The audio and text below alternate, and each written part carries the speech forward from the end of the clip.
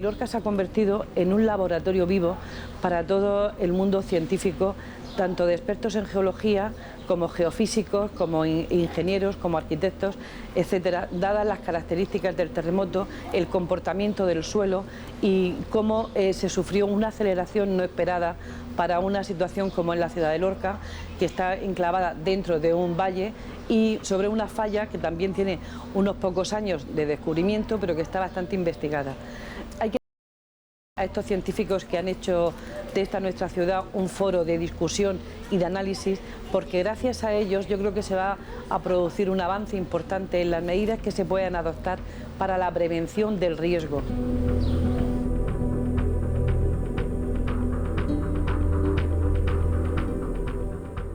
La idea del proyecto Intergeo surgió a raíz del terremoto de mayo del 2011 que ocurrió en Lorca, en la provincia de Murcia, de magnitud 5.2, que provocó 9 víctimas mortales y miles de millones en daños, ¿no? De hecho, la ciudad, 4 años después, no ha acabado de recuperarse todavía de los daños.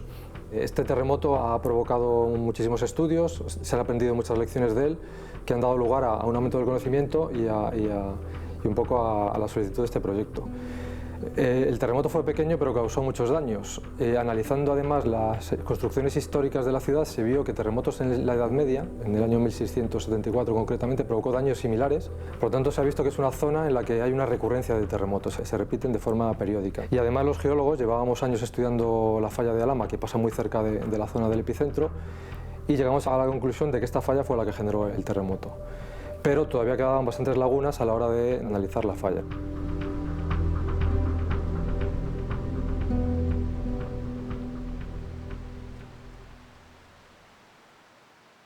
Ya existen varios grupos de investigación, entre ellos el nuestro, el Grupo de Tectónica Activa de la Universidad Complutense, pero también se puede destacar el Grupo RISNAT de la Universidad de Barcelona, con el que colaboramos estrechamente, o el Instituto Geológico y Minero, que llevamos más de 20 años estudiando la falla de Alhama de Murcia, con técnicas geológicas, es decir, buscando evidencias de terremotos prehistóricos, no históricos o recientes como el de Lorca, ¿no? Terremotos prehistóricos que están preservados en el terreno.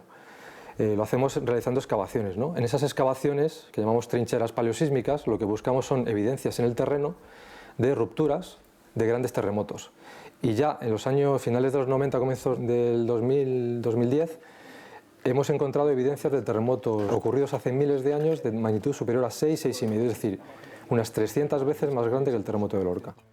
Esto es, viendo los efectos de un terremoto pequeño como el de 2011, nos llevó a pensar que un terremoto de 6,5 generaría efectos muchísimo más grandes, lógicamente. Si te fijas, tienen ahí los niveles. Todo este depósito de gravas está claramente arrastrado, deformado y con un grado de fracción muy, muy elevado, ¿no?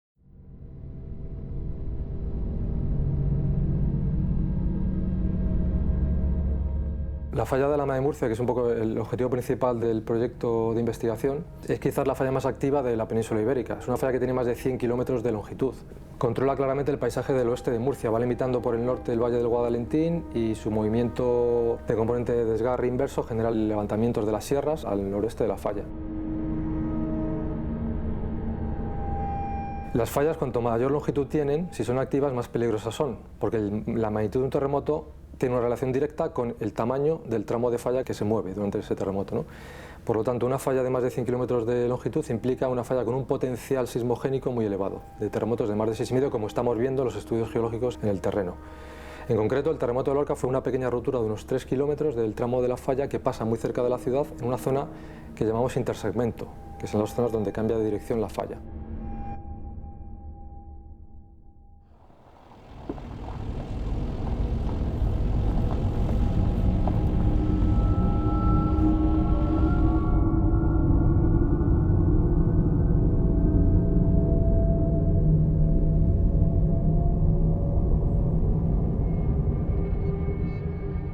Combinando las lecciones aprendidas del terremoto de Lorca y nuestro conocimiento previo de la falla de Alhama de Murcia y su potencialidad, su alta capacidad de generar terremotos grandes, planteamos en el proyecto sobre todo dos tareas fundamentales.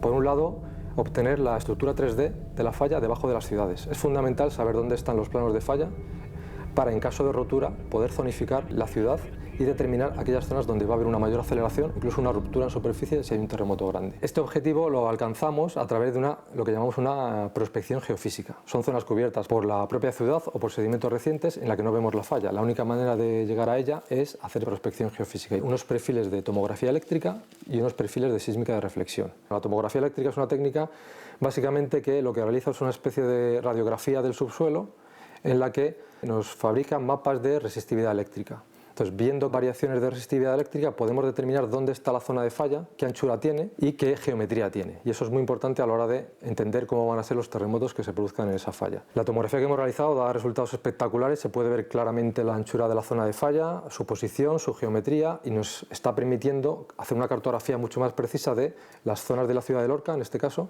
donde hay una mayor peligrosidad de ruptura en superficie en caso de terremoto.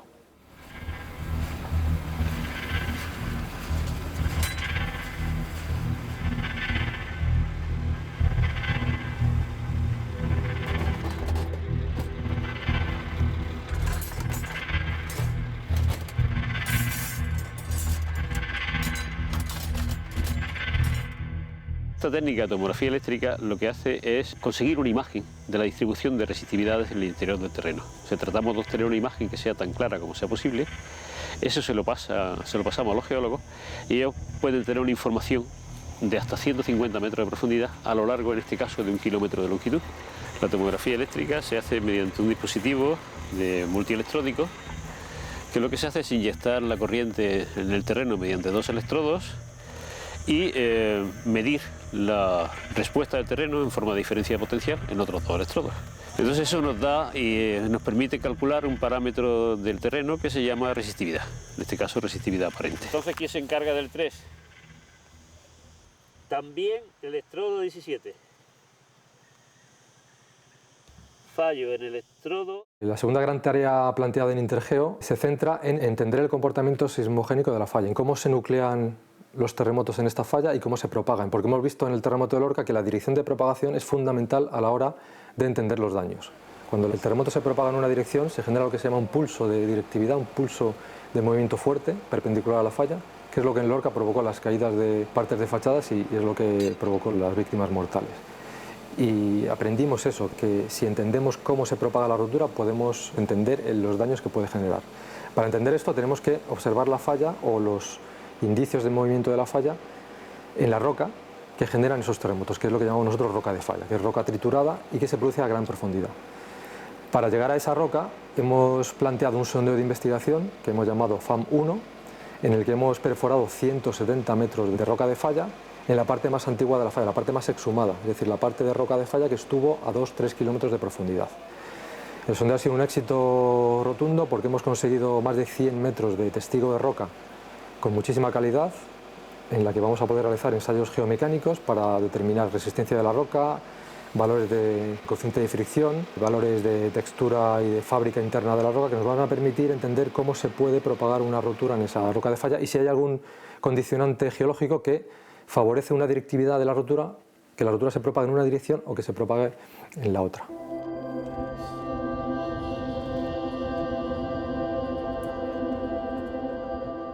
Hay que recalcar que este sondeo es el primero que se realiza en España perforando una falla activa con el objetivo de analizar su actividad sísmica, ¿no? Su potencial sismogénico.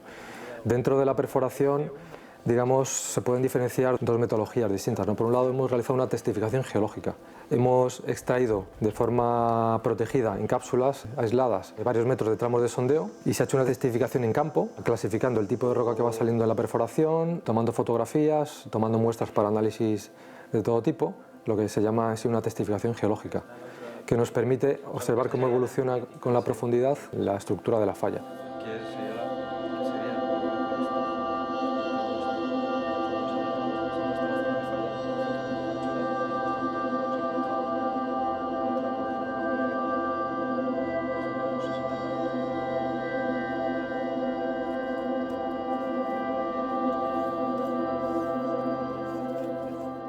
También se ha llevado a cabo una testificación geofísica.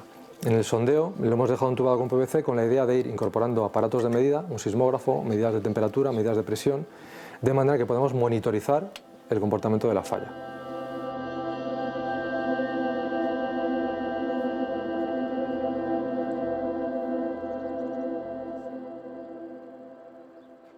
Los objetivos que persigue Intergeo no son puramente investigación básica. Cuando se planifica una norma de construcción sismorresistente es fundamental saber cuál es la aceleración máxima que se puede generar en una región en un periodo de tiempo determinado. Y si no introducimos datos geológicos, siempre vamos a tener datos incompletos, si solo utilizamos los datos históricos o los datos recientes. La geología nos abre la ventana de visión, nos dice cómo se comportó la falla hace miles de años, porque en los próximos años se puede comportar igual. Esa es un poco la clave, ¿no? De modo que aunque esta sea una investigación básica y quizás la aplicación de estos datos a las normativas de construcción sismorresistente pueda tardar años y a la gente le parezca que está desconectado, es la única manera de que la ciencia aporte mejora de conocimiento para mejorar la normativa de construcción antisísmica y para mejorar las normas de planificación territorial, ¿no? en estos pueblos y en estas ciudades que están cerca de una falla activa.